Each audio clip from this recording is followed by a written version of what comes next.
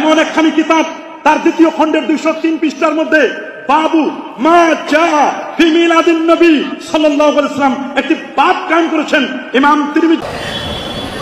বিগত 1974 সালের পর থেকে 1974 সালের পর থেকে বাংলাদেশে প্রতি বছর রবিউল আউয়াল মাসের 12 তারিখে একটা মিছিল বের করা হয়। মিছিলটার নাম জশ্নে জুলুসে ঈদে মিলাদুন নবী। আমাদের দেশে তো ঈদে মিলাদুন নবীর বিরুদ্ধে যারা, তারা বলে ঈদ দুইটা। এই ঈদ কোন ঈদ? দুনিয়ার সমস্ত বড় বড় আলেমরা মিলাদুন নবী মানলেন। এখন কোন মৌলবী বুঝেন নাই, এ কুয়াতে ব্যাং থাকে কিছু, তারা মিলাদুন নবী পালনে কোনো বাধা পাইল না, বেদাত খুঁজে পাইল না, মুস্তাহাব সুন্নত মনে করলো, সওয়াব মনে করলো। আর কোথাকার শিকি আদলি পাশিকা বাটকারার মৌলবী বাংলাদেশে এ ফতুয়া দেয় মিলাদ পালন করা জায়েজ নাই, আর মিলাদুন নবী পালন করা আবুল আহাবের কাজ। আসসালামু আলাইকুম ওয়া রাহমাতুল্লাহি ওয়া বারাকাতুহু। প্রিয় ভাইরা ও বোনেরা, আপনারা যে ভিডিওটির ক্লিপগুলো দেখেছেন তা হলো ঈদে মিলাদুন নবী নিয়ে। আমাদের সমাজের মধ্যে কিছু আলিম রয়েছে যারা নবী করিম সাল্লাল্লাহু আলাইহি সাল্লামের জন্মদিন পালন করে থাকেন এবং এই দিনকে ঈদের দিন বলে থাকেন, এবং এই বিষয়ের উপর অনেক উলামায়ে কেরামের দুমত রয়েছে। সেই বিষয়গুলো নিয়ে আজকে আমরা বক্তব্য শুনব। বন্ধুগণ, আমরা যারা ভিডিওতে ক্লিক করেছি আশা করি সম্পূর্ণ ভিডিওটি দেখার চেষ্টা করবে। যদি আপনারা সম্পূর্ণ ভিডিওটি দেখেন তাহলে অনেক কিছু আপনারা জানতে পারবেন। আসুন প্রথমে আমরা শোনার চেষ্টা করি ঈদে মিলাদুন নবীর পক্ষে বয়ান দিতেছেন। আসুন আমরা ওনার মুখ থেকে একটু বক্তব্য শোনার চেষ্টা করি। আমরা যাদেরকে মনে করতাম যে কওমি মাদ্রাসায় পড়াশোনা করলে এরা কওয়ায়েদ সম্পর্কে মনে হয় একটু ভালো জানেন, অভিধান সম্পর্কে ভালো জ্ঞান আছে, আমরা এমনটি মনে করতাম। এরা দুইটি জায়গায় ফেল করলো। একটি হলো মিলাদ শব্দটিকে কেন্দ্র করে। অবাক লাগে, এরা যদি তিরমিজি শরীফটি পড়তো, আমার কাছে এই তিরমিজি কিতাবটি আছে, দ্বিতীয় খণ্ড 203 পৃষ্ঠা। এটা ফুলতলি সাবকাবে লেখেন নাই, এটা সারসিনা দারমার থেকে লেখা হয় নাই। এই কিতাবটি লিখেছেন আবু ঈসা মুহাম্মদ আত-তিরমিজি। আজ থেকে প্রায় 1200 বছর আগের লেখা কিতাব ইমাম তিরমিজির ব্যাপারে, যিনি ইমাম বুখারীর ছাত্র, আবু আব্দুল্লাহ মুহাম্মদ ইবনে ইসমাইল বুখারীর ছাত্র, এমন জাহিল এবং ফাতিন ছাত্র। মুহাদ্দিসিনে কেরাম বলেছেন এই তিরমিজি যেই ক্লাসে পড়ানো হয় ওই জায়গায় কেমন যেন নূর নবী, হায়াতুন নবী নিজে সেই মজলিসে এসে কেমন যেন উপস্থিত হয়ে জবাব দিয়েছেন। আল্লাহু আকবার। এমন একখানি কিতাব তার দ্বিতীয় খণ্ডের 203 পৃষ্ঠার মধ্যে বাবু মা জা ফি মিলাদিন নবী সাল্লাল্লাহু আলাইহি ওয়াসাল্লাম একটি বাব কায়েম করেছেন ইমাম তিরমিজি। বাবু মা জা ফি মিলাদুন নবী, এই কথা বলে মাওলানা তিরমিজি শরীফ দেখিয়ে ঈদে মিলাদুন নবীর প্রমাণ করার চেষ্টা করতেছেন। কিন্তু উনি বলেছেন ঈদে মিলাদুন নবী, কিন্তু এখানে মা জা মিলাদুন নবী অর্থাৎ নবী করিম সাল্লাল্লাহু আলাইহি সাল্লামের জন্ম আলোচনা নিয়ে বাব রচনা করা হয়েছে, ঈদে মিলাদুন নবী নিয়ে নয়। আমাদের সমাজের উলামায়ে কেরামগণ নবী করিম সাল্লাল্লাহু আলাইহি সাল্লামের জন্মদিনের সঙ্গে ঈদটা জড়িয়ে দিয়ে যেরকম তর্ক বিতর্ক সৃষ্টি করতেছেন, এবং ঈদে মিলাদুন নবী উপলক্ষে যেসব প্রচলিত যেসব উৎসব পালন করার চেষ্টা করতেছে, সেই সব উৎসবগুলা সত্যিকারে কি শরীয়ত সম্মত রয়েছে কি না, সে বিষয়ের উপর আমরা আরও কয়েকজন উলামায়ে কেরামের বক্তব্য শুনব। বন্ধুগণ, আসুন এবার আমরা শোনার চেষ্টা করব এ বিষয়টা নিয়ে আরেকজন আমাদের খুব প্রিয় শেখ, উনি হলেন শেখ মুফতি নুরুল ইসলাম অলিপুরি সাহেব। আসুন আমরা ওনার সংক্ষিপ্ত বক্তব্য একটু ধৈর্য সহকারে শোনার চেষ্টা করি। বিগত 1974 সালের পর থেকে 1974 সালের পর থেকে বাংলাদেশে প্রতি বছর রবিউল আউয়াল মাসের 12 তারিখে একটা মিছিল বের করা হয়। মিছিলটার নাম জশ্নে জুলুসে ঈদে মিলাদুন নবী। দেখেছেন কেউ কোনো সময়? এটা কিন্তু 1974 সালের আগে ছিল না। 1974 সালের পর থেকে বাংলাদেশে প্রতি বছর রবিউল আউয়ালের 12 তারিখ এই মিছিলের প্রচলন করা হয়েছে, এবং এই কথা লোকদেরকে বোঝানো হয় যে 12ই রবিউল আউয়ালে জশ্নে জুলুসে ঈদে মিলাদুন নবী যারা করে এরা সুন্নি, আর যারা করে না তারা ওয়াহাবি। এরকম একটা ধারণা দেওয়া হয়। জশ্নে জুলুসে ঈদে মিলাদুন নবী যারা করে তারা সুন্নি, আর যারা করে না তারা ওয়াহাবি। তোমরা কতদিনের সুন্নি? 1974 সালের পর থেকে সুন্নি। তোমাদের বাপ 1974 সালের আগে তোমার বাপ, তোমার দাদা, তোমার পরদাদা, তোমার লক্কর দাদা, তোমার 14 গোষ্ঠীর কেউ করছে না। কাজেই তোমরা তো ওয়াহাবির ঘরের সুন্নি।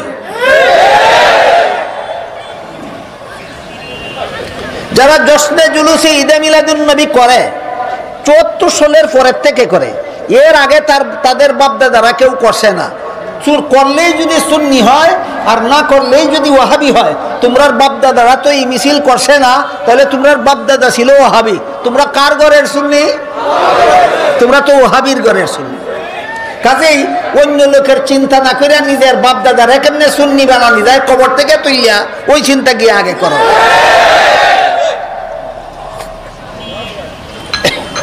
এই জশ্নে জুলুসে ঈদে মিলাদুন নবীর মিছিলে যত স্লোগান দেওয়া হয়, এর মধ্যে একটা স্লোগান দেওয়া হয় জিন্দা নবীর আগমন, শুভেচ্ছা স্বাগতম। কি বলে? জিন্দা নবীর আগমন, শুভেচ্ছা স্বাগতম। জিজ্ঞাসা করি, জিন্দা নবী বলতে তুমি কি বুঝো? আর সমাজের মানুষকেই তুমি জিন্দা নবীর আগমন বলতে কি গুড়ার ডিম বুঝাতে চাও?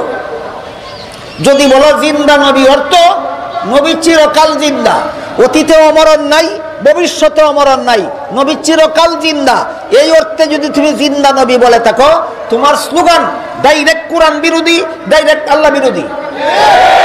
কারণ কোরআনে আল্লাহ বলেন, আমাদের নবীকে সম্বোধন করে বলেন, ইন্নাকা মাইয়িতুন ওয়া ইন্নাহুম মাইয়িতুন, হে মুহাম্মদুর রাসূলুল্লাহ সাল্লাল্লাহু আলাইহি ওয়াসাল্লাম, নিশ্চয়ই আপনিও মরণশীল, তারাও মরণশীল। আল্লাহ কোরআনে আমাদের নবীকে মরণশীল বলেছেন।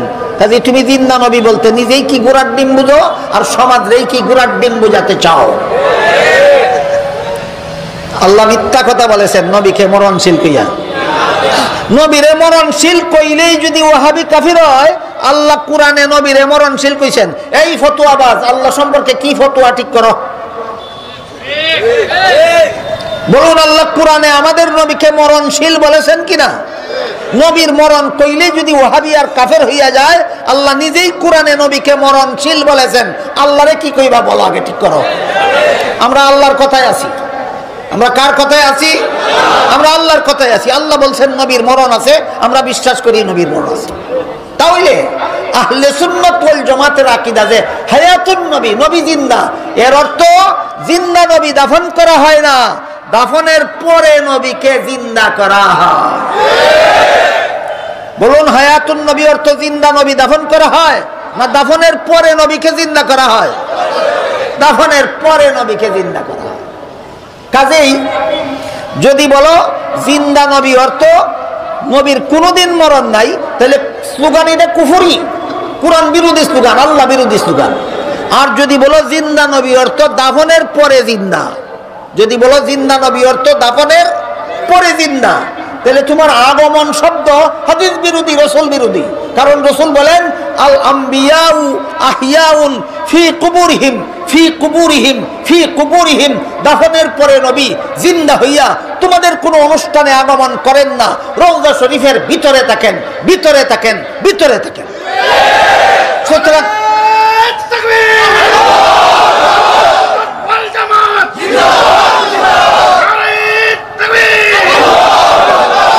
সুতরাং যারা বিশ্বাস করে নবী আমাদের অনুষ্ঠানে আগমন করেন, এরা মন গড়া ব্যাখ্যা মতে নবী মানে, এরা আহলে সুন্নাত ওয়াল জামাত নয়, এরা সুন্নি নয়, বেদাতি।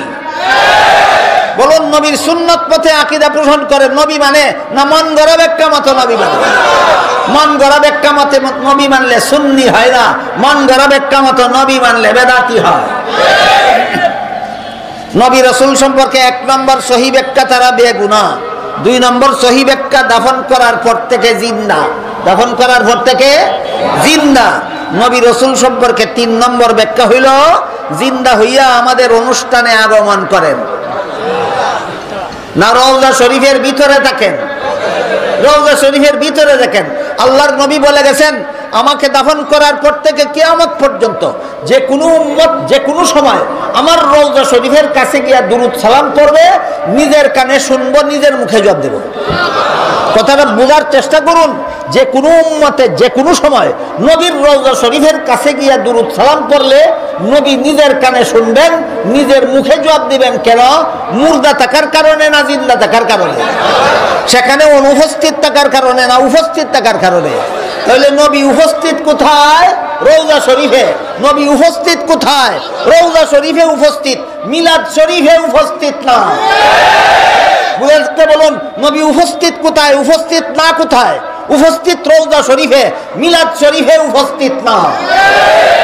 মিলাদ শরীফের যত যুক্তি দেখাইয়া কিয়াম করা হয়, এর মধ্যে একটা যুক্তি হইল, আমার বাবাকে সম্মান করার জন্য যদি দাঁড়াইতে পারি, আমার শ্বশুরকে সম্মান করার জন্য যদি দাঁড়াইতে পারি, আমার পীর উস্তাদকে সম্মান করার জন্য যদি দাঁড়াইতে পারি, নবীকে সম্মান করার জন্য দাঁড়াতে পারবো না কেন? এটা কোন সূরার কত নম্বর আয়াতের তরজমা? এটা কোন হাদিসে, কোন কিতাবের কত নম্বর হাদিসের তরজমা? না মন গড়া যুক্তি? মন গড়া যুক্তি দিয়া নবী মানার নাম সুন্নি হওয়া নয়, মন গড়া যুক্তি দিয়া নবী মানার নাম বিদাতি হওয়া। একটু সময়ের জন্য আমি মন গড়া যুক্তিটাই মেনে নিলাম। আমি আমার বাবাকে দেখলে অবশ্যই দাঁড়াবো 100 বার। আমি আমার উস্তাদকে সম্মান করার জন্য 100 বার দাঁড়াবো। আমি আমার পীরকে সম্মান করার জন্য 100 বার দাঁড়াবো। আমি আমার শ্বশুরকে সম্মান করার জন্য 100 বার দাঁড়াবো। কিন্তু বলুন আপনারা, আমার এই সমস্ত সম্মানিত ব্যক্তি আমার কাছে আসলে দাঁড়াবো না না আসলে? আসার পরে আমি দেখলে দাঁড়াবো না না দেখলে? তুমি যে তোমার নবীকে সম্মান করার জন্য দাঁড়াইলা, তোমার নবী আসলেন কখন আর তুমি দেখলে কখন? কখন কিতা কয় জানেন? আইসুন ঠিক হই, আমি দেখছি ঠিক হই। যারা নবীরে মহব্বত করে এরা দেখে, যারা মহব্বত করে না এরা দেখে না। তোমরা ওয়াহাবি মহব্বত করো না, এই জন্য নবী আইলেও তোমরা দেখো না। আমরা নবীরে মহব্বত করি, আমরা আইলে দেখি। তাহলে কিতার লাগি উবাইছ মিলাদ শরীফ? নবী আইসন দেখি লাইছ। তোমার এই আকীদা নবীর হাদিস বিরোধী, নবীর ঘোষণা বিরোধী। তোমার এই আকীদা আহলে সুন্নাত ওয়াল জামাত বিরোধী। আহলে সুন্নাত ওয়াল জামাতের আকীদা নবী মিলাদ শরীফে আগমন করেন, এটা বেদাতি আকীদা। নবী রওজা শরীফে দিন-রাত 24 ঘন্টা অবস্থান করেন, এটা আহলে সুন্নাত ওয়াল জামাতের আকীদা। বুঝে থাকতে বলুন, মন গড়া ব্যাখ্যায় নবী মানলে সুন্নি হয় না বেদাতি হয়? মন গড়া ব্যাখ্যা মতো আল্লাহ মানলে যেমন সুন্নি হয় না বেদাতি হয়, ঠিক তেমনি ভাবে মন গড়া ব্যাখ্যা মতো নবী মানলে সুন্নি হয় না বেদাতি হয়। আজকের মতো আল্লাহ সম্পর্কে 3টা সহি ব্যাখ্যার উদাহরণ দিলাম, নবী রসুল সম্পর্কে 3টা সহি ব্যাখ্যার উদাহরণ দিলাম। দেখি নবী রসুল সম্পর্কে 3টা সহি ব্যাখ্যা আপনাদের মনে আছে কিনা। 1 নম্বর সহি ব্যাখ্যা, তারা আজীবন বেগুনাহ। 2 নম্বর সহি ব্যাখ্যা, জিন্দা নবী দাফন করা হয় না দাফনের পরে নবীকে জিন্দা করা হয়? 2 নম্বর সহি ব্যাখ্যা, জিন্দা নবী দাফন করা হয় না, দাফনের পরে নবীকে জিন্দা করা হয়। 3 নম্বর সহি ব্যাখ্যা, দাফন করার পরে জিন্দা হইয়া নবী মিলাদ শরীফে আসেন না রওজা শরীফে থাকেন? মিলাদ শরীফে আসেন, এটা মন গড়া ব্যাখ্যা। রওজা শরীফে থাকেন, এটা সহি ব্যাখ্যা। রওজা শরীফে থাকেন, এটা কি ব্যাখ্যা? সহি ব্যাখ্যা। আজকের মতো নবী রসুল সম্পর্কে 3টা সহি ব্যাখ্যার উদাহরণ দিলাম। ঠিক তেমনি ভাবে মুহাম্মাদুর রাসূলুল্লাহ সাল্লাল্লাহু আলাইহি ওয়াসাল্লামের সাহাবায়ে কেরাম সম্পর্কেও কিছু ব্যাখ্যা আছে মন গড়া, আর কিছু ব্যাখ্যা আছে সহি। যারা সহি ব্যাখ্যা মতো সাহাবা মানে এরা আহলে সুন্নাত ওয়াল জামাতের অন্তর্ভুক্ত, জান্নাতি মুসলমান। যারা মন গড়া ব্যাখ্যা মতো সাহাবা মানে এরা আহলে সুন্নাত ওয়াল জামাতের অন্তর্ভুক্ত নয়, জাহান্নামী মুসলমান। মুহাম্মাদুর রাসূলুল্লাহর সাহাবাগণ সম্পর্কে 1 নম্বর সহি ব্যাখ্যা হলো, মুহাম্মাদুর রাসূলুল্লাহর সাহাবাগণ সম্পর্কে 1 নম্বর সহি ব্যাখ্যা হলো যে সারা দুনিয়ার সর্বযুগের সমস্ত ওলিয়া উলিয়াগণের চেয়ে মুহাম্মাদুর রাসূলুল্লাহর যে কোনো একজন সাহাবীর মর্যাদা শ্রেষ্ঠ। এটা সাহাবায়ে কেরাম সম্পর্কে 1 নম্বর সহি ব্যাখ্যা। জানতে হবে, মানতে হবে, জানেও না মানেও না, খালি কয় আমি সুন্নি। এই তুই কিতাবুজ্জা সুন্নি, কিতাবুজ্জা সুন্নি হইছস তুই। জানতে হবে, মানতে হবে, মুহাম্মাদুর রাসূলুল্লাহর যে কোনো একজন সাহাবীর মর্যাদা সারা দুনিয়ার সর্বযুগের সমস্ত ওলিয়া উলিয়াগণের চেয়ে মুহাম্মাদুর রাসূলুল্লাহর যে কোনো সাহাবীর মর্যাদা শ্রেষ্ঠ। তো বন্ধুগণ, আমরা এখানে নুরুল ইসলাম অলিপুরি সাহেবের বক্তব্য শুনলাম। উনি কিভাবে কখন থেকে ঈদে মিলাদুন্নবী বাংলাদেশ বা এই ভারত উপমহাদেশে আরম্ভ হয়েছে তা উনি বোঝানোর চেষ্টা করেছেন। বন্ধুগণ, উনার বিষয়ের উপর যদি কোনো মন্তব্য থেকে থাকে তা ভিডিওর কমেন্টে এসে অবশ্যই জানাবেন, এবং বক্তব্য যাতে শালীন ভাষায় হয় তা আমাদেরকে প্রত্যেকের ধ্যান রাখা উচিত।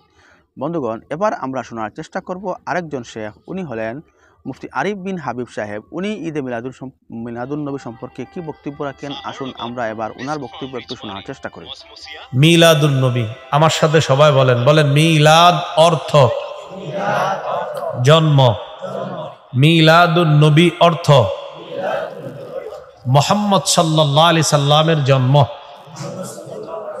এবার আমি বলি, আপনারা জবাব দেন, মিলাদ অর্থ কি, মিলাদুন্নবী অর্থ কি? 4 নাম্বার কথা, নবীর জন্মবার কবে, কিবারে জন্ম নিয়েছেন? মুসনাদে আহমদ হাদিসের কিতাব 4 নাম্বার খণ্ড 172 নাম্বার পৃষ্ঠা। হাদিসের বর্ণনাকারী সাহাবী আব্দুল্লাহ ইবনে আব্বাস রাদিয়াল্লাহু তাআলা আনহুমা, তিনি বলেন, আন আব্দুল্লাহ ইবনে আব্বাস রাদিয়াল্লাহু তাআলা আনহুমা ওয়ালিদা রাসূলুল্লাহ সাল্লাল্লাহু আলাইহি ওয়াসাল্লাম ইয়াউমাল ইসনাইন। আব্দুল্লাহ ইবনে আব্বাস বলেন, আল্লাহর নবী সোমবারে জন্মগ্রহণ করেছেন। কিবারে? তাহলে মিলাদুন নবী অর্থ মুহাম্মদ সাল্লাল্লাহু আলাইহি সাল্লামের জন্ম। কিবারে জন্ম? সোমবার। 5 নাম্বার আলোচনা, নবীর জন্ম তারিখ কবে। এই ব্যাপারে আল বিদায়া ওয়ান নিহায়া একটা কিতাব আছে। এই কিতাবের মধ্যে আল্লামা মুহাম্মদ ইবনে কাসির রহমতুল্লাহি আলাইহি লিখেছেন, নবীর জন্মদিনের ব্যাপারে 60টি অভিমত পাওয়া যায়। কয়টি? 1 নম্বর, কেউ কেউ বলেছেন নবীর জন্ম রবিউল আউয়ালের 2 তারিখে। 2 নাম্বার, কেউ বলেছেন নবীর জন্ম রবিউল আউয়াল মাসের 8 তারিখে। 3 নাম্বার, কেউ বলেছেন নবীর জন্ম রবিউল আউয়াল মাসের 10 তারিখে। 4, কেউ বলেছেন নবীর জন্ম রবিউল আউয়াল মাসের 12 তারিখে। 5, কেউ বলেছেন নবীর জন্ম রবিউল আউয়াল মাসের 17 তারিখে। 6, কেউ বলেছেন নবীর জন্ম রবিউল আউয়াল মাসের 8 দিন বাকি থাকতে। 7, কেউ বলেছেন নবীর জন্ম রমজান মাসের 12 তারিখে, 12ই রমজান। এই 7টা অভিমত পাওয়া যায়। প্রত্যেকে তাদের অভিমতের পিছনে দলিল, যুক্তি, প্রমাণ উপস্থাপন করছে। ইবনে কাসির রহমতুল্লাহি আলাইহি এই 7টা অভিমতের মধ্যে উনি আবার প্রমাণের আলোকে 4টা অভিমতকে খণ্ডন করে 3টা অভিমত তার কিতাবে আলোচনা করছেন। বলেন তো, 7টার মধ্যে 4টা অভিমত বাদ দিলে থাকে কয়টা? 3টা। 2, 8, 12। বলেন কত? 2, 8, 12। 2 তারিখে নবীর জন্ম। এই ব্যাপারে বর্ণনাটি এমন, ওয়ালিদা রাসূলুল্লাহ সাল্লাল্লাহু আলাইহি ওয়াসাল্লাম ইয়াউমাল ইসনাইনি লিলাইলাতাইনি খালাতা মিন শাহরি রবিউল আউয়াল। আল্লাহ রসুলের জন্ম রবিউল আউয়াল মাসের 2 তারিখে। এই বর্ণনা যারা করেছে এর মধ্যে এক ব্যক্তির নাম ওয়াকিদি। ওয়াকিদি এই বর্ণনার সূত্রে আছে, তার নাম ওয়াকিদি। সূত্র কারে কয়? কেউ আপনি এই কথা কই শুনছেন? কয় উত্তর পাড়ার আব্দুর রহিমের কাছে। আব্দুর রহিমে কই শুনছে? কয় দক্ষিণ পাড়ার আব্দুল করিমের কাছে। এটারে কয় সূত্র। এটারে কি কয়? তুমি যে কথাটা বললা, কথার সূত্র কি? এই সূত্রর আরবি হলো সনদ। বলেন সূত্র আরবি কি? তো সনদ এটা মুখস্থ রাখার দরকার নাই, সূত্র মুখস্থ রাখেন। যিনি বলেছেন রবিউল আউয়ালের 2 তারিখে নবীর জন্ম, এই সূত্রে একজনের নাম আছে ওয়াকিদি। এখন এই ওয়াকিদি বর্ণনা করেছেন নবীর জন্ম রবিউল আউয়াল মাসের 2 তারিখে। ওয়াকিদির ব্যাপারে ইবনে হাজার আসকালানি রহমতুল্লাহি আলাইহি লিখেছেন, মাতরুকুন মাআসিআতি ইলমিহি, তার প্রচুর এলেম থাকা সত্ত্বেও ইতিহাস হাদিস বর্ণনার ক্ষেত্রে তার বর্ণনা গ্রহণযোগ্য না। সূত্রে ওয়াকিদি থাকলে সেই বর্ণনা নেওয়া যাবে না, সেটা গ্রহণ করা যাবে না। তার অনেক এলেম, কিন্তু সে কথাবার্তা উল্টাপাল্টা বলতো। এই জন্য 2 রবিউল আউয়াল নবীর জন্ম, এই সূত্রে যেহেতু ওয়াকিদি নামে লোকটা আছে, তাই এই বর্ণনাটি গ্রহণযোগ্য না, এটি পরিত্যাজ্য বর্ণনা। তাহলে 2 তারিখ যদি বাদ যায়, রইল আর কয়টা? 2টা, 8 এবং 12। 8 তারিখে নবীর জন্ম যারা বলে, ইমামুল মাগাজি মুহাম্মদ ইবনে ইসহাক রহমতুল্লাহি আলাইহি বলেন, কানা মাউলিদুহু সাল্লাল্লাহু আলাইহি ওয়াসাল্লাম আমাল ফিল।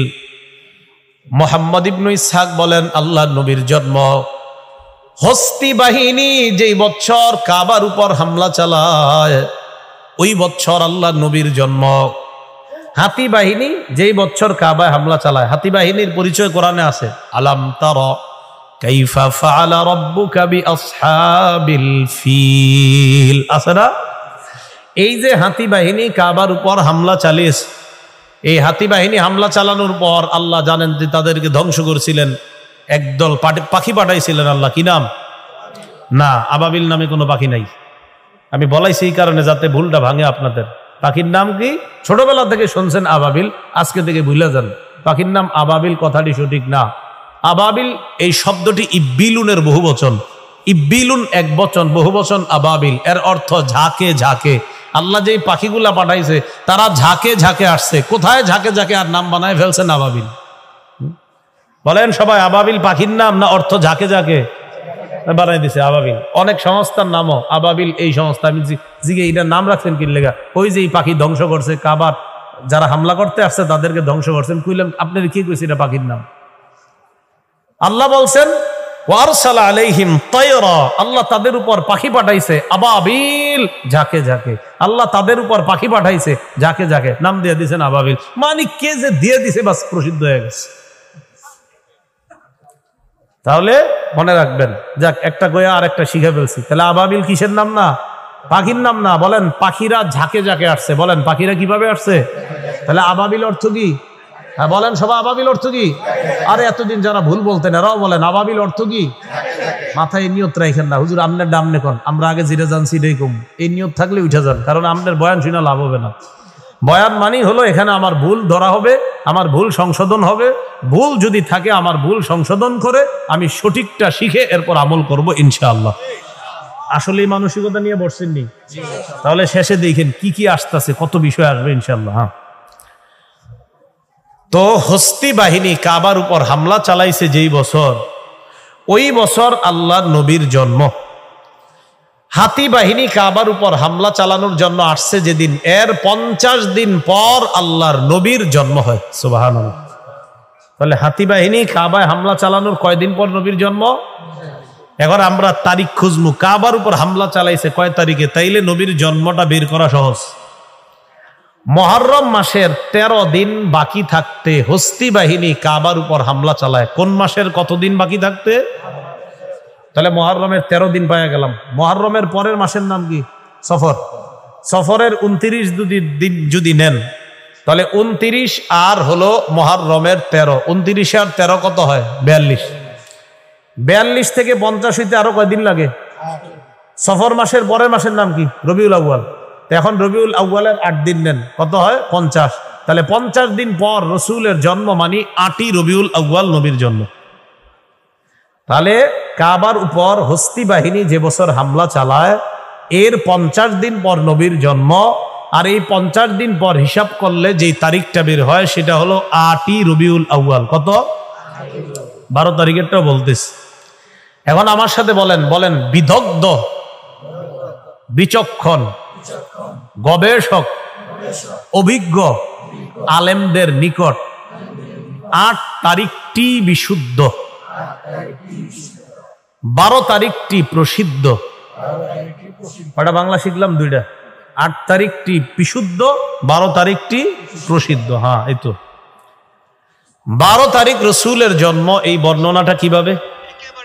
এই বর্ণনাটাও শুনেন, পুরা বর্ণনা আমরা শুনবো। সূত্র একটু আগে মনে আছে না? সূত্র কারে কয়? আমার থেকে তিনি, তার থেকে তিনি। ওয়ালিদা রাসূলুল্লাহ সাল্লাল্লাহু আলাইহি ওয়াসাল্লাম ইয়াউমাল ইসনাইনিস সানি আশারা মিন শাহরি রবিউল আউয়াল। আল্লাহ নবী 12ই রবিউল আউয়াল জন্মগ্রহণ করেছেন। বর্ণনা 12ই রবিউল আউয়াল নবীর জন্মগ্রহণ। এই বর্ণনাকারী যিনি, তার নাম আফফান। বলেন কি নাম? তাহলে আমরা আফফানের সূত্রে জানলাম নবীর জন্ম 12ই রবিউল আউয়াল। প্রশ্ন, আফফান আপনি কোথা থেকে জানলেন? তো আফফান যার থেকে জানছে তার নাম হলো সাঈদ। বলেন কি নাম? ওই যে সাঈদ থেকে আফফান জানছে, আর আফফান আমাদেরকে জানায় দিছে। তাহলে ওস্তাদের নাম সাঈদ, ছাত্রের নাম আফফান, আর আফফান আমাদেরকে জানায় দিছে নবীর জন্ম 12ই রবিউল আউয়াল। তাহলে 2 ব্যক্তির নাম জানলাম। আফফান, বলেন তো আফফান যার থেকে বলছে তার নাম সাঈদ। এখন দেখেন এই আফফান তিনিও একজন গ্রহণযোগ্য ব্যক্তি। হাদিসের ক্ষেত্রে বুখারী মুসলিমে তাদের হাদিস গ্রহণযোগ্য। আবার সাঈদ যিনি, তার বর্ণনাও বুখারী মুসলিমের শর্ত অনুযায়ী তাদের হাদিসও গ্রহণযোগ্য। তাহলে এই দুই ব্যক্তি সূত্রে থাকার পরেও এই হাদিসটি কেন শুধু প্রসিদ্ধ হবে, বিশুদ্ধ কেন না? গ্রহণযোগ্য দুজন। আফফানও গ্রহণযোগ্য এই সূত্রে যেই দুইজন, আবার ওস্তাদ সাঈদও কি গ্রহণযোগ্য। তো বর্ণনা কেন গ্রহণযোগ্য না? মন দিয়ে শুনেন। ওস্তাদ সাঈদ যিনি, তার মৃত্যু হয়েছে 110 হিজরিতে, আর ছাত্র আফফান যিনি, তার জন্ম হয়েছে 134 হিজরিতে। দেখি কি বুঝছেন? ওস্তাদের মরণ হয়েছে 110 হিজরিতে, ওস্তাদ মারা যাওয়ার 24 বছর পর আফফান তার জন্ম। তো এরা ছাত্র ওস্তাদ কেমনে হয়? বুঝা গেল মাঝখানে একটু বিচ্ছিন্ন কিছু ঘটে গেছে, মাঝখানে অন্য কেউ আছে। এই বিচ্ছিন্নতার আরবি হলো ইনকিতা, আর ইনকিতার বাংলা হলো বিচ্ছিন্নতা।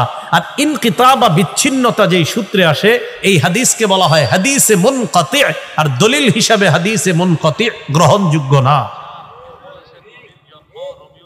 আর বাংলা বুঝে ঠিক করেন, আরবিটা বুঝুন লাগতো না। সাঈদার আফফান ছাত্র ওস্তাদের মাঝে গ্যাপ কয় বছরের? 24।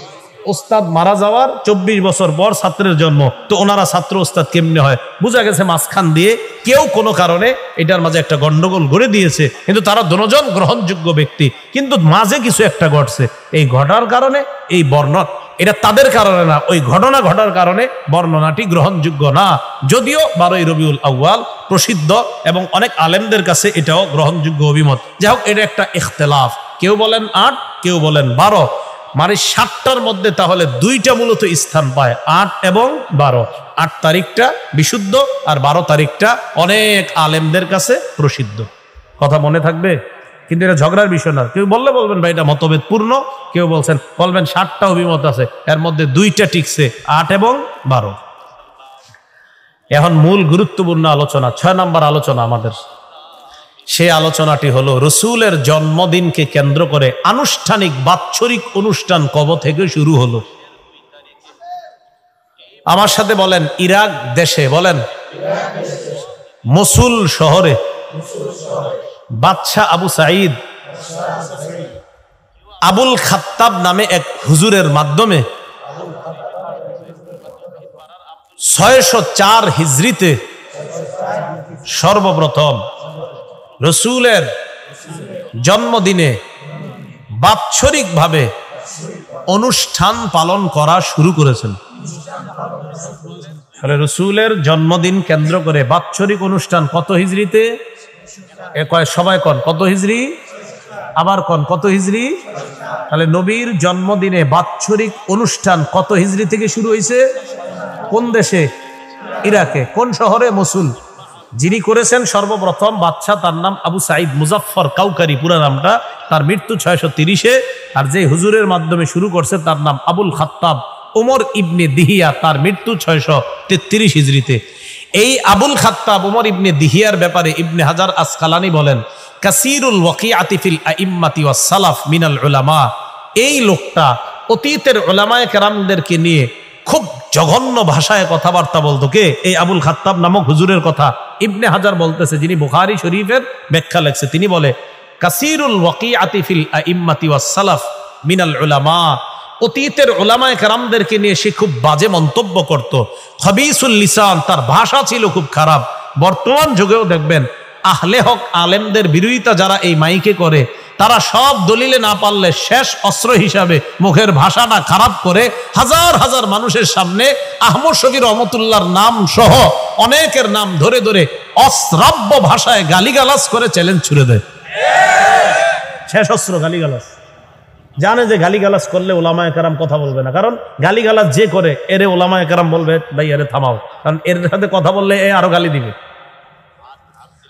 কিন্তু গালিগালাজ যে করে এটা কিন্তু এই কেন করে? ওই যে একটা পরম্পরা আছে গালিগালাজটা করার, কারণ বেদাতের আবিষ্কারক যে হযরত, এই হযরতের মুখের ভাষা ছিল খারাপ। তাই বর্তমান যুগে বেদাতীদের সবচেয়ে বড় একটা সৌন্দর্যতা হলো, এটা সৌন্দর্য থেকে অসৌন্দর্যতা, তাদের মুখের ভাষা হয় খারাপ। নাইলে পরীক্ষা করেন, আমি কিন্তু কোনো বেদাতির নামও বলি নাই, কিচ্ছু বলি নাই, আপনি কথাবার্তা শুনলেই বুঝবেন। আল্লাহ বুঝার তৌফিক দান করেন। শাদীদুল কিবরি, লোকটা প্রচন্ড টাইপের অহংকারী ছিল। মুতাহাওয়িরান, লোকটা প্রচন্ড অলস ছিল, আর বুঝাইতো আমি সবচেয়ে বেশি পারি, আমি খুব বেশি পারি, এরকম সে বুঝাইতো। তাহলে সবাই বলেন তো মিলাদুন নবী অর্থ কি? জন্ম। কিবারে, কয় তারিখে? 8 বা 12, 8 হতে পারে বা 12। আচ্ছা, নবীজির জন্ম তারিখকে কেন্দ্র করে আনুষ্ঠানিকভাবে বাৎসরিক অনুষ্ঠান কবে থেকে শুরু? 4 হিজরি। কোন দেশে? শহরের নাম বসুল, বাদশার নাম শুধু আবু সাইদ, মনে রাখলে হবে। পুরা নাম আবু সাইদ মুজাফফর কাউকারি, আরো কিছু আছে। আর যে হুজুরটার মাধ্যমে শুরু করছে তার নাম আবুল খাত্তাব। পুরাটা যদি মনে রাখতে পারেন, ওমর ইবনে দেহিয়া। এই 6টা আলোচনা গেল। এবং মূল আলোচনা 7 নাম্বার, আমার সাথে বলেন, আমরা নবীজির জন্মদিনে সেই আমল করব যে আমল নবীজি তার জন্মদিনে করেছেন। তাহলে এই বিষয়টা সুন্দর না? নবী যদি তার জন্মদিনে যে আমল করে আমরাও এটা করবো, তো আর কোনো সমস্যা নাই। এটা আমরাও করব, আমরা সবাইকে দাওয়াত দিব, ভাই চলো আমরা ঝগড়া বাদ দিয়ে নবী যা করছে তার জন্মদিনে আমরাও তা করি, তাহলে আর ঝগড়াও থাকলো না, সুন্নত আদায় হয়ে গেল। ঠিক না? আল্লাহ আমাদেরকে এই ঠিক সহ বোঝার তৌফিক দান করেন। এখানে আমরা শুনলাম মুফতি আরিফ বিন হাবিব সাহেবের খুব সুন্দর বক্তব্য এবং যুক্তিভিত্তিক। উনি কিরকম নবী করিম সাল্লাল্লাহু আলাইহি ওয়াসাল্লামের জন্মদিন পালন করা উচিত এবং নবী করিম সাল্লাল্লাহু আলাইহি ওয়াসাল্লাম কীরকম জন্মদিন পালন করেছেন এবং ওনার জন্ম নিয়ে সুন্দর আলোচনা করেছেন। বন্ধুগণ, এবার আমরা শোনার চেষ্টা করব আমাদের আরেকজন প্রিয় শেখ, উনি হলেন ডক্টর এনায়েতুল্লাহ আব্বাসী সাহেব। আসুন আমরা ডক্টর এনায়েতুল্লাহ আব্বাসী সাহেবের মুখ থেকে নবী করিম সাল্লাল্লাহু আলাইহি সাল্লামের জন্মদিন পালন করা বা ঈদে মিলাদুন নবী নামে পালন করা কতটুকু সঠিক তা আমরা জানার চেষ্টা করব। আসুন আমরা ওনার বক্তব্যটা শুনি। ওয়ান আব্দুল্লাহ ইবনে আব্বাস রাদিয়াল্লাহু তাআলা আনহুমা আন্নাহু ক্বারা আল ইয়াওমা আকমালতু লাকুম দীনাকুম ওয়া আতমামতু আলাইকুম নি'মাতি ওয়া রাদিতু লাকুমুল ইসলামা দীনান ফাইন্দাহু ইয়াহুদিয়ুন ফাকালা লাউ নাযালাত হাযিহিল আয়াতু আলাইনা লাত্তাখাযনা যালিকাল ইয়াওমা ঈদা। আব্দুল্লাহ বিন আব্বাস যখন এই আয়াত তেলাওয়াত করলেন, মদিনা মুনাওয়ারায় ইহুদিদের মধ্যে সবচেয়ে বড় পণ্ডিত কাবুল আহবার বললেন, আব্দুল্লাহ বিন আব্বাস, এরকম একটি আয়াত যদি আমাদের নবী মুসার উপর নাজিল হতো, আয়াত নাজিলের দিনটাকে আমরা ইহুদিরা ঈদের দিন বানাতাম। কিসের দিন? আমরা ঈদের দিন বানাতাম। আব্দুল্লাহ বিন আব্বাস তখন কি বলেছেন যে ইহুদিরা আমাদের ঈদ তো 2টাই, তৃতীয় ঈদ বানাবার সুযোগ নাই, এটা বলছেন না? এটা বলছেন? কেন? আমাদের দেশে তো ঈদ মিলাদুন নবীর বিরুদ্ধে যারা, তারা বলে ঈদ 2টা। এই ঈদ কোন ঈদ? বলে না? বলে 14 বছর হাদিস পড়াই, ঈদে মিলাদুন নবী খুঁজে পাইলাম না, বলে না? যারা বলে ঈদে মিলাদুন নবী খুঁজে পাই নাই, মিলাদ কিয়াম নাই, শবে বরাত নাই, ইসালে সওয়াব নাই, পীরি মুরিদি নাই, নামাজের পর মুনাজাত নাই, কবর জিয়ারত নাই, রাসূলুল্লাহর ওসিলা নাই, শাফাত নাই, আল্লাহর পবিত্র সত্তার কসম তারা কোরআন হাদিস শরীয়তের তলা খুঁজে পায় না। ঠিক কিনা বলে? বলে ঈদ তো 2টাই, ঈদুল ফিতর, ঈদুল আজহা। এই ঈদ কোন ঈদ? বলে শরীয়তে আর কোনো ঈদ নাই। অথচ আপনারা দেখলেন সূরা মায়দার এই 3য় আয়াত নাজিলের পর আব্দুল্লাহ বিন আব্বাস রাদিয়াল্লাহু তাআলা আনহুমা তিনি তেলাওয়াতের পর ইহুদি কাবুল আহবার বললেন, যদি এইরকম আয়াত নবী মুসার উপর নাজিল হতো, আমরা ঈদের দিন বানাতাম। আব্দুল্লাহ বিন আব্বাস কি বলেছেন? আমাদের ঈদ 2টা, আর বানানোর সুযোগ নাই নাকি? জবাব কি দিয়েছেন? হাদিসের সামনের ইবারত সাক্ষী দেয়। তিনি বলেন, ক্বালা ওয়াল্লাহি ইন্নাহা নাযালাত আলা রাসূলিল্লাহি সাল্লাল্লাহু আলাইহি ওয়াসাল্লাম ফি ইয়াউমি ঈদাইন, ইয়াউমি আরাফাতা ওয়া ইয়াউমি জুমআ। আব্দুল্লাহ বিন আব্বাস বলেন, আল্লাহর কসম, এই আয়াত নূর নবী মুহাম্মদ সাল্লাল্লাহু আলাইহি সাল্লামের উপর নাজিল হয়েছে এমন একদিন যেই দিন ডবল ঈদ হয়েছে। দিনটি ছিল শুক্রবার, দিনটি ছিল আরাফার দিন। তাহলে আব্দুল্লাহ বিন আব্বাস রাদিয়াল্লাহু তাআলা আনহুমার মতেও প্রত্যেক শুক্রবার ঈদের দিন আরাফার দিন ঈদের দিন। তাহলে তিরমিজির হাদিস থেকেই পেলাম ঈদ চারটা, ঈদুল ফিত্র, ঈদুল আজহা, আরাফার দিন, শুক্রবার দিন, চারোটাই ঈদের দিন। এখন যে মৌলবী সাহেব সুনান তিরমিজির হাদিস পড়ে নাই, উনি কত বড় মৌলবী আপনার এবার চিন্তা করে দেখেন, ঠিক কিনা? ঈদ অর্থ কি তাও তো বুঝে নাই। আল্লামা বদরুদ্দিন আইনি উমদাতুল কারি শরহু সহিহুল বুখারীতে একটি হাদিসের ব্যাখ্যায় লিখেছেন, ঈদ কাকে বলে? আসরুরুল আয়েদ, যে আনন্দটা বারবার ফিরে আসে তাকে বলা হয় ঈদ। কি বলা হয়? যে আনন্দটা বারবার, সেজন্য ঈদের সংজ্ঞা আমি দিয়েছি এভাবে, যে ঘটনা ঘটে একবার মনে পড়ে বারবার, মনে পড়ে যতবার, আনন্দ লাগে ততবার, তাকেই বলা হয় ঈদ। বুঝেন নাই? আবার বলছি, যেই ঘটনা ঘটে একবার মনে পড়ে বারে বার, মনে পড়ে যতবার, আনন্দ লাগে ততবার, তাকে কি বলা হয়? আল্লাহর আখিরি নবী, নবিকুল সম্রাট মুহাম্মদ সাল্লাল্লাহু আলাইহি ওয়াসাল্লাম আজ থেকে ১৫০০ বছর আগে আম্মা জান হযরতে আমিনার নূরময় রহম থেকে মক্কাতুল মুকাররমায় হযরত আমিনার ঘরে তাশরিফ নিয়ে এসেছেন রবিউল আউয়ালের ১২ তারিখ সুবহে সাদেকে।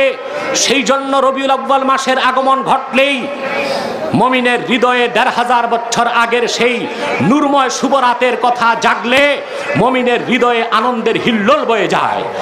সেই আনন্দের প্রকাশ করার জন্যে মুমিন যদি মাহফিল করে, নাতে রাসূলের আয়োজন করে, ইসলামী সঙ্গীত পড়ে, ওয়াজ করে, সিরাতুন নবী নামে মাহফিল করে, মিলাদুন নবী নামে মাহফিল করে, খাস মুনাজাত করে, তাবাররুক বিতরণ করে, তাকেই বলা হয় মাহফিলে ঈদে মিলাদুন নবী। মুলি সাহেব, এখানে তোমরা বেদাত কোথায় খুঁজে পেলা? কথা বুঝেন না? তাহলে ঈদ কি দুইটাই না আরো আছে? লোকাত শাব্দিক অর্থে ঈদ দুইটা, পারিভাষিক অর্থে শরীয়তে 12টা ঈদ পাওয়া যায়। কতটা? তাহলে ঈদে মিলাদুন নবীর মাহফিল আছে না নাই? জোরে বলেন। কোন মূর্খ বলে থাকে মিলাদুন নবী পালন করা আবু লাহাবের কাজ।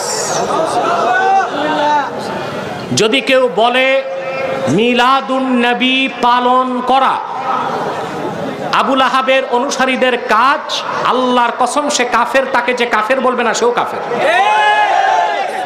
কারণ মিলাদুন নবীর অস্বীকার তো রাসূলুল্লাহর রিসালাতকে অস্বীকার, ঠিক কিনা? মিলাদ কোরআনে আসছে, কাসাসুল কোরআনে ইবনু কাসির রাহমাতুল্লাহ 8 জন নবীর মিলাদ আলোচনা করেছেন। বাবু মৌলিদি জিক্রি ইব্রাহিম, বাবু মৌলিদি জিক্রি ইসমাইল, বাবু মৌলিদি জিক্রি ইসহাক, বাবু মৌলিদি জিক্রিল আব্দুর রাসূল ঈসা ইবনে মারইয়াম আল বাতুল। এইভাবে 7 থেকে 8 জন নবীর মিলাদ পরিচ্ছেদ করে ইবনু কাসির কাসাসুল কোরআনে সাব্যস্ত করেছেন এই নবীদের মিলাদ কোরআনে আছে। তাহলে অন্য নবীদের মিলাদ যদি কোরআনে থাকে, যার উপর কোরআন নাজিল হয়েছে মুহাম্মদ সাল্লাল্লাহু আলাইহি ওয়াসাল্লাম, ওনার মিলাদ কি কোরআনে আছে না নাই? কথা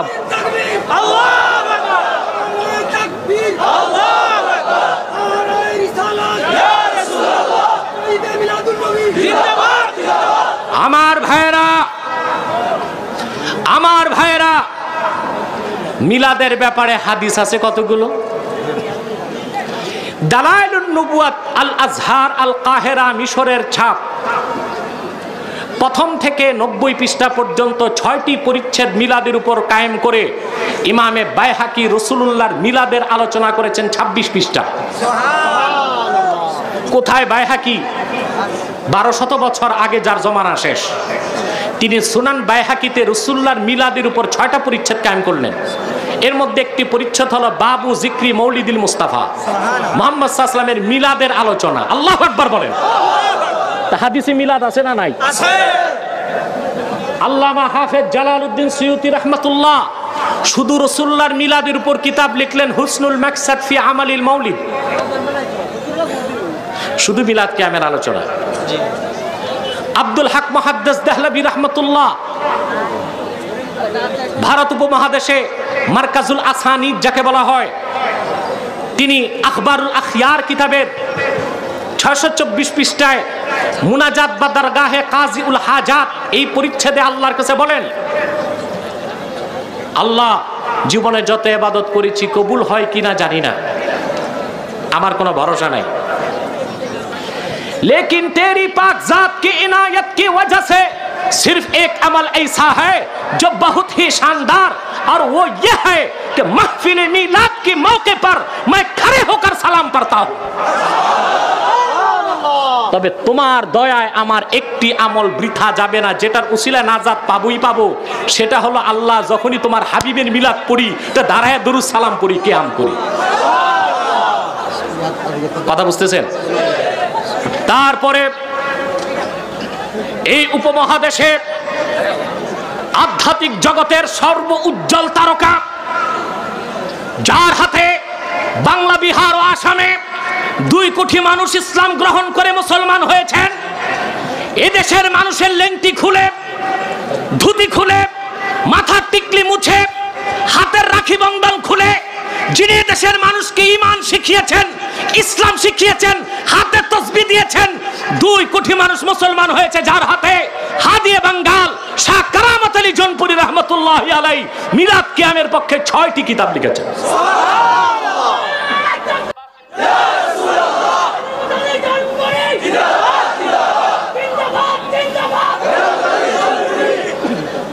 দুনিয়ার সমস্ত বড় বড় আলেমরা মিলাদুন নবী মানলেন, এখন কোন মৌলবী বুঝেন নাই, এ কুয়াতে ব্যাংক থাকে কিছু।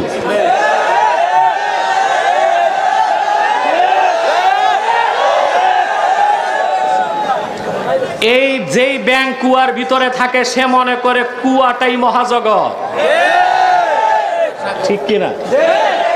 বালতিতে কেউ যদি কুয়া থেকে উঠে বাইরে ফেলে দেয়, পথিকের পায়ে লাত্তি খাইয়া চোখ খুলে দেখে যে না জগৎটা অনেক বড় আছে। এই কিছু ঢালের মৌলবী, খালের মৌলবী, কুয়ার মৌলবী, জঙ্গলের মৌলবী ফতুয়া দেয় মিলাদুন নবী পালন করা আবুল আহাবের কাজ, এই কথা বলে তারা কুফর করছে। দুনিয়ার প্রতিটি মুসলিম রাষ্ট্রে মিলাদুন নবী পালন হচ্ছে রাষ্ট্রীয়ভাবে। বাংলাদেশে রাষ্ট্রীয়ভাবে ঈদে মিলাদুন নবী পালন হচ্ছে কিনা বলেন? জাজিরাতুল আরবের প্রত্যেকটি দেশে ঈদে মিলাদুন নবী রাষ্ট্রীয়ভাবে পালন হয়। এতদিন সৌদি আরবে হতো না। গত 2 বছর আগে সৌদি উচ্চ ওলামা পরিষদ সম্মিলিত ফতোয়া দিয়েছে, রাসূলুল্লাহর মিলাদ পালন করা, ঈদে মিলাদুন নবী পালন করা শ্রেষ্ঠতম মুস্তাহাবের একটি, এবং 2 বছর যাবৎ 12 রবিউল আউয়াল সৌদি আরবে রাষ্ট্রীয় ছুটি ঘোষণা করা হয়। দুনিয়ার শ্রেষ্ঠ আলেমরা যেখানে আছে তারা মিলাদুন নবী পালনে কোনো বাধা পাইল না, বেদাত খুঁজে পাইল না, মুস্তাহাব সুন্নত মনে করলো, সওয়াব মনে করলো। আর কোথাকার শিকি আদলি পার্সিকা বাটকারার মৌলবী বাংলাদেশে এই ফতোয়া দেয় মিলাদ পালন করা জায়েজ নাই, আর মিলাদুন নবী পালন করা আবুল আহাবের কাজ। এই সমস্ত বাদবাক কমবক্তের বদ আকীদা থেকে আল্লাহ আমাদের রক্ষা করুন। বন্ধুগণ, আমরা এখানে দেখলাম ডক্টর এনায়েতুল্লাহ আব্বাসী সাহেবের যুক্তিভিত্তিক কিছু আলোচনা ঈদে মিলাদুন নবীর পক্ষে। বন্ধুগণ, এবার আমরা শেষবারের মতো দেখার চেষ্টা করব শেখ আহমদুল্লাহ সাহেব এই বিষয়টা নিয়ে কি বক্তব্য রাখেন। ঈদে মিলাদুন নবী সম্পর্কে ওনাকে প্রশ্ন করা হয়েছিল, আসুন আমরা ওনার বক্তব্যটা একটু ধৈর্য সহকারে শুনে নেই।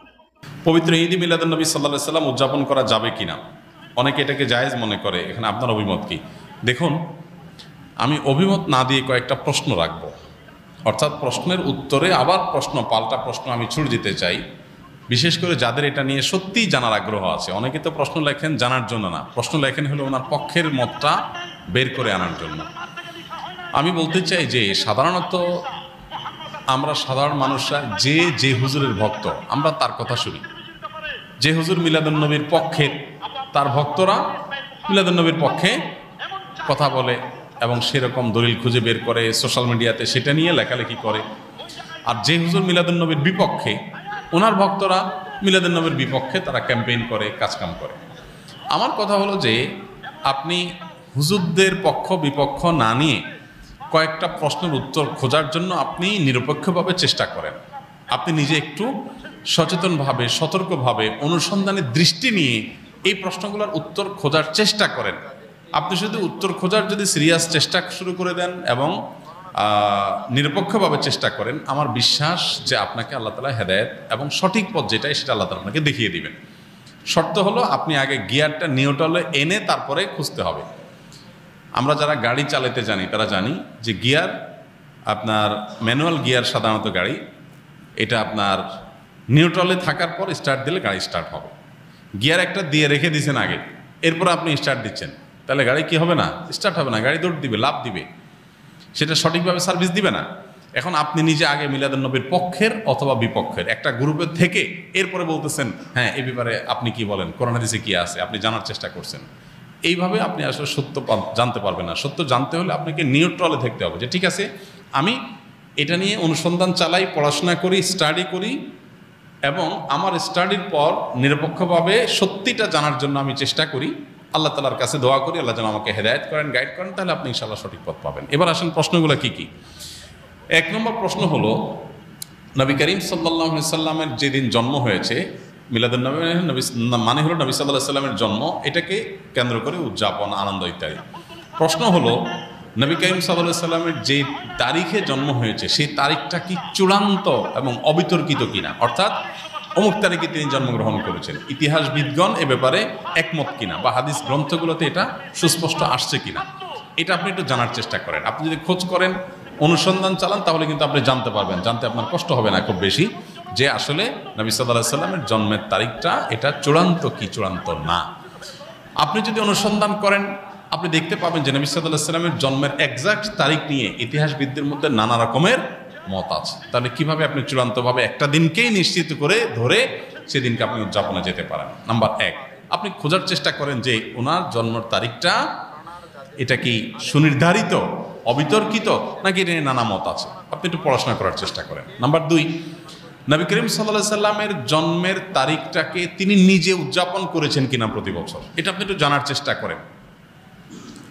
তিনি যদি নিজে নিজের জন্ম উদযাপন না করেন, তাহলে তার সিনিয়র সাহাবী যারা, চার খলিফা আরও যারা আছেন, এই সমস্ত সাহাবীরা কেউ যারা নবী সাল্লাল্লাহু আলাইহি ওয়াসাল্লামকে সবচেয়ে বেশি ভালোবাসতেন, নবী সাল্লাল্লাহু আলাইহি ওয়াসাল্লামের ভালোবাসার দোহাই দিয়েই তো আমরা এটা করি, তো তারা যারা নবী সাল্লাল্লাহু আলাইহি ওয়াসাল্লামকে এর ভালোবাসায় যারা উত্তীর্ণ হয়ে গেছেন, ভালোবাসায় যারা প্রমাণিত, তার আশেকে রাসূল বলি যেটাই বলি আমরা তথাকথিত, এই জায়গাটায় যারা ইতোমধ্যে প্রমাণিত হয়ে গেছেন, সেই সাহাবীরা যাদেরকে কোরআনে আল্লাহ সার্টিফিকেট দিয়েছেন নবী সাল্লাল্লাহু আলাইহি ওয়াসাল্লামের আনুগত্যের ব্যাপারে, ভালোবাসার ব্যাপারে, সেই মানুষগুলো নবী করিম সাল্লাল্লাহু আলাইহি সাল্লামের জন্ম দিবস উদযাপন করেছেন কি করেন নাই, আপনি এই বিষয়ে একটু খোঁজ নেন, তথ্য উপাত্তগুলো ভেরিফিকেশন করেন, যাচাই করেন। তৃতীয়ত হলো যে জন্মদিবস উদযাপনের এই কালচার কোত্থেকে আসছে, আপনি এটাও জানার চেষ্টা করেন। আপনি যদি এটা নিরপেক্ষভাবে এটা শুরু কোত্থেকে আসে দেখেন, আপনি দেখবেন এটা অগ্নিপূজক, প্রকৃতি পূজারী তাদের কাছ থেকে আসছে। এবং একসময় খ্রিস্টান ধর্মেও এই জন্মদিবস উদযাপন করাটার ব্যাপারে নিরুৎসাহিত করা হতো, নিষিদ্ধ করা হতো। পরবর্তীতে তারা নিজেরা আবার ওই প্যাগানদের দ্বারায়, প্রকৃতি পূজারীদের দ্বারা প্রভাবিত হয়ে তারাও তাদের নবীর জন্মদিবস উদযাপন শুরু করেছে। আমাদের নবী সাল্লাল্লাহু আলাইহি ওয়াসাল্লাম বলেছেন, লা তুতরুনি কামা আতরাতিন নাসারা ইবনে মারইয়াম, তোমরা আমাকে নিয়ে বাড়াবাড়ি করিও না যেভাবে খ্রিস্টানরা ঈসা আলাইহিস সালামকে নিয়ে বাড়াবাড়ি করেছে। অতএব নবী করিম সাল্লাল্লাহু আলাইহি ওয়াসাল্লামের মিলাদুন নবী পালন করবেন কি করবেন না, উদযাপন করবেন কি করবেন না, সেই প্রশ্নের উত্তর আপনি পেয়ে যাবেন যদি আমার এই তিনটা প্রশ্নের উত্তর আপনি নিজে অনুসন্ধান করে জানার চেষ্টা করেন। আল্লাহ আমাকে, আপনাকে, আমাদের সবাইকে হেদায়েত এবং সত্যিকারের যে সঠিক পথ সেটা আল্লাহ তাআলা আমাদের সবাইকে আল্লাহ তাআলা দান করুন। ঈদ মিলাদুন নবী ও সিরাতুন নবীর মধ্যে পার্থক্য কি? মিলাদুন নবী মানে হলো নবী সাল্লাল্লাহু আলাইহি সাল্লামের জন্ম, আর সিরাতুন নবী মানে হলো নবী করিম সাল্লাল্লাহু আলাইহি সাল্লামের জীবনী, জীবনচরিত। তো সিরাতুন নবীর মধ্যে নবী সাল্লাল্লাহু আলাইহি সাল্লামের জন্ম, মৃত্যু, শৈশব, বেড়ে ওঠা, আল্লাহর আদেশে নিজের জীবনের সব বিষয়গুলো এর মধ্যে আছে। সিরাতুন নবী মানে জীবন, জীবন ইতিহাসের মধ্যে সবই আছে। আর মিলাদুন নবী হলো সিরাতের, অর্থাৎ নবী সাল্লাল্লাহু আলাইহি সাল্লাম পুরো জীবনের একটা অংশ। এটা হলো একটা পার্থক্য। আরেকটা বিষয় হলো যে মিলাদুন নবী এটা আসলে উদযাপন বা অনুসরণ করার বিষয় না, নবী সাল্লাল্লাহু আলাইহি ওয়াসাল্লামের জন্মকে আমরা চাইলে অনুসরণ করতে পারবো না, যে উনি যেভাবে জন্ম হয়েছেন, যে তারিখে হয়েছেন, ওই তারিখে আমি হব, এরকম কোনো অপশন নাই তো। কিন্তু সিরাতুন নবী যেটা, এটা কি করা যায়? অনুসরণ করা যায়। নবী সাল্লাল্লাহু আলাইহি ওয়াসাল্লামের জীবন চরিত্র দেখে দেখে সেই অনুযায়ী আমি আমার জীবনকে গঠন করলাম। তো এটা হলো মূলত আমাদের জন্য গুরুত্বপূর্ণ। আমাদেরকে নবী সাল্লাল্লাহু আলাইহি ওয়াসাল্লামকে আল্লাহ দিয়েছেন তাকে অনুসরণ করার জন্য। তাকে অনুসরণ করার নামগন্ধ নাই, কিন্তু তার মহব্বতের দাবি করে আমি যাচ্ছে তা করে বেড়ালাম, তো এটা আসলে ইসলাম হতে পারে না। অতএব আমাদেরকে নবী করিম সাল্লাল্লাহু আলাইহি ওয়াসাল্লাম অনুসরণ করার চেষ্টা করতে হবে। ডিপ্রেশন, দুশ্চিন্তা থেকে মুক্তির উপায় কি? ডিপ্রেশন এবং দুশ্চিন্তা এখন ঘরে ঘরে। যত বেশি সম্পদ, যত বেশি মানুষের দিনকাল ভালো, তত বেশি মানুষের মধ্যে দুশ্চিন্তা, ডিপ্রেশন বেশি। তো এই দুশ্চিন্তা এবং ডিপ্রেশন, এটা থেকে মুক্তি লাভের জন্য আমাদের যে কাজগুলো করতে হবে তার ভিতরে 1 নম্বর হলো 5 ওয়াক্ত নামাজ যথাযথভাবে সুন্দরভাবে আদায় করতে হবে, খুব লম্বা সময় নিয়ে, ধীরে ধীরে। দ্বিতীয়ত, আপনি বেশি বেশি করে কোরআনে কারিমের অর্থ সহকারে তেলাওয়াত করবেন। এটি দুশ্চিন্তা থেকে মুক্তি লাভের জন্য অন্যতম কারণ। বিশেষ করে সূরা ইউসুফ সম্পর্কে অনেক উলামারা বলেছেন, এটা অর্থ সহকারে বুঝে পড়লে, মহব্বতের সাথে পড়লে, তাজবিদের সাথে সুন্দরভাবে পড়লে ইনশাআল্লাহ দুশ্চিন্তা থেকে মানুষ বাঁচতে পারে। তৃতীয়ত, দুরুদের আমল। এ সম্পর্কে হাদিসে পরিষ্কারভাবে আমাদেরকে নবী সাল্লাল্লাহু আলাইহি ওয়াসাল্লাম নির্দেশনা দিয়েছেন যে নিয়মিত যদি কেউ দুরুদ পড়ে, সবসময় দুরুদ পড়ে, তো আল্লাহ তাআলা তাকে দুশ্চিন্তা মুক্ত করেন। আরেকটা হলো ইস্তেগফার। ইস্তেগফার যদি কেউ নিয়মিত পড়েন, তাকেও আল্লাহ তাআলা দুশ্চিন্তা থেকে হেফাজত রাখেন। আর এছাড়া দুশ্চিন্তা থেকে মুক্তি লাভের জন্য একটা বিশেষ দোয়া আছে। নবী সাল্লাল্লাহু আলাইহি ওয়াসাল্লাম পড়তেন, আল্লাহুম্মা ইন্নী আউযু বিকা মিনাল হাম্মি ওয়াল হাযান ওয়া আউযু বিকা মিনাল আজজি ওয়াল কাসাল ওয়া আউযু বিকা মিনাল বুখলি ওয়াল জুবন ওয়া আউযু বিকা মিন গালাবাতি দাইনি ওয়া কাহরি রিজাল। এই দোয়ার প্রথম অংশ যেটা, আল্লাহুম্মা ইন্নী আউযু বিকা মিনাল হাম্মি ওয়াল হাযান, আল্লাহ আপনার কাছ থেকে দুশ্চিন্তা, পেরেশানি, ডিপ্রেশন থেকে আমি পানা চাই, এ দোয়া বিশেষ করে পাঠ করবেন। আর এমনিতে নবী সাল্লাল্লাহু আলাইহি ওয়াসাল্লামের নিয়ম ছিল, কানাইজা হাজাবাহু আমরুন ফাজা ইলাস সালাহ, কোনো বিষয়ে যখন তিনি পেরেশানিতে পড়তেন, নামাজে চলে যেতেন, 2 রাকাত নামাজ পড়তেন।